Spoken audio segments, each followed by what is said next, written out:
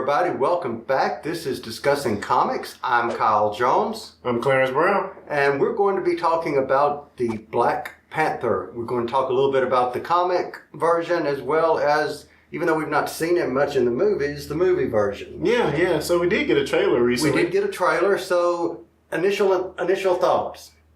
I have to say I have no idea what's going on, but it looks cool. So, what do you know about Wakanda, sir? Okay, so here's my thought. I agree with you. In the trailer, you don't get. Yeah. If you don't know anything about the Black Panther or who he is, there's not much meat on that bone that they throw at you. And it's so removed from the other things going on in the MCU. As far as this trailer, what we see so far. True. Looks nothing like what we've seen in any of the other MCU things, other than a brief bit in Civil War, but... Which, in a way, ties right into Wakanda and what Wakanda is all about. So, who is the Black Panther?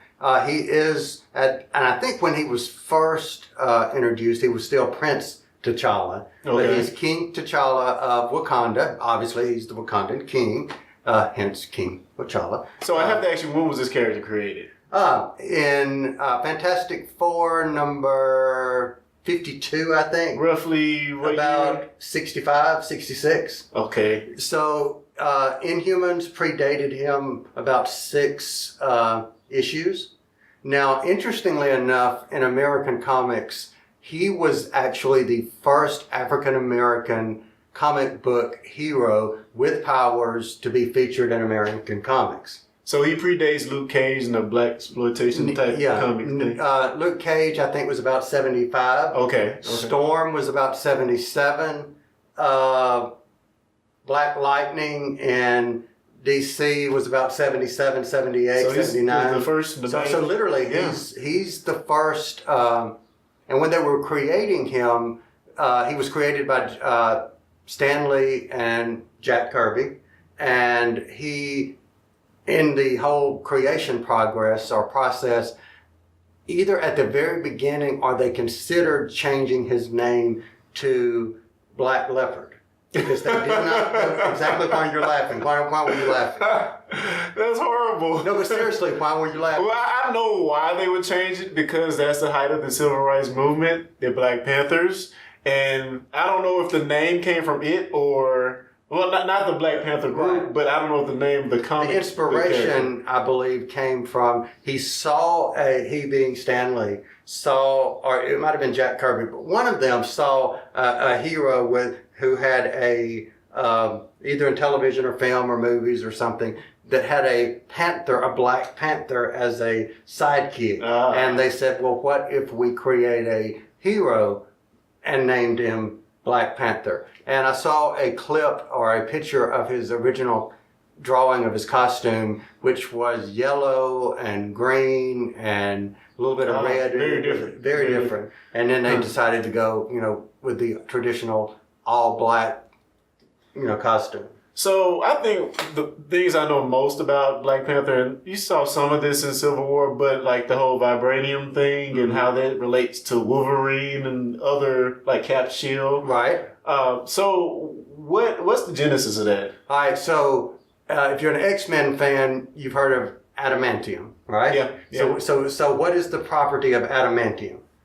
Strong as heck. Yeah, and you can't break it. Yeah. So that's the thing with the adamantium, which is also in Cap Shield, by the way, is it has you can't break it once it's cooled. You can melt it, you can heat it and then mold it, but if it's not moldable,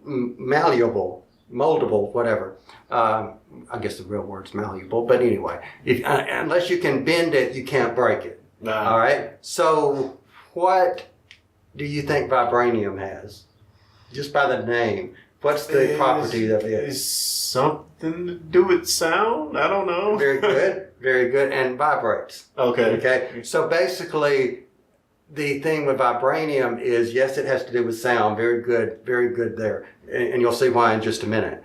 But basically, you hit vibranium and the vibration, it absorbs the punch of whatever's hitting it. Okay. So that's part of what the vibranium is. It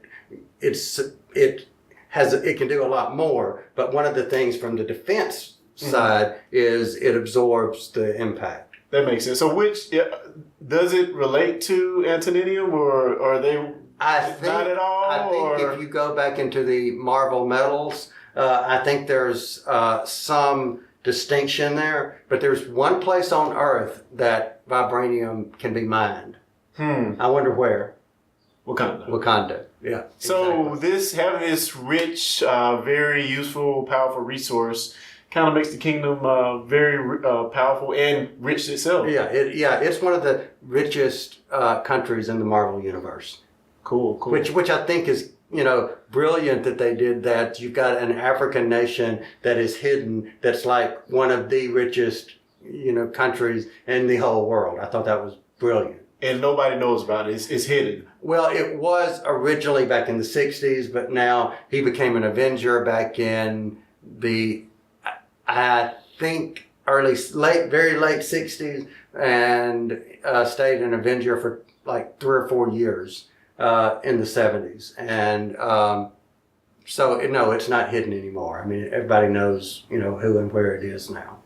Okay, well, now that we kind of got backstory of the city. Well, go ahead. One thing I do want to say, you said something that had to do with sound, right? Yeah. So, what is the name of the guy that was in the trailer that was talking to the shield guy? That was the crook. You remember his name?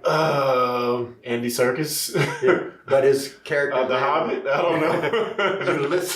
Ulysses Claw. Okay. Okay. And he has a alter ego in the comics named Klaw, Claw. Okay. And he has this metal device on his hand that basically emits vibrations that somehow it's tied to him getting into Wakanda, and he's got this device that can basically shatter things with that's interesting. With sound.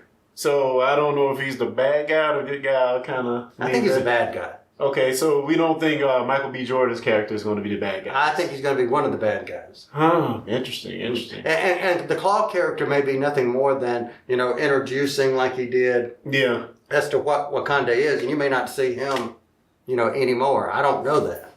Okay. Any other takeaways from the trailer or anything?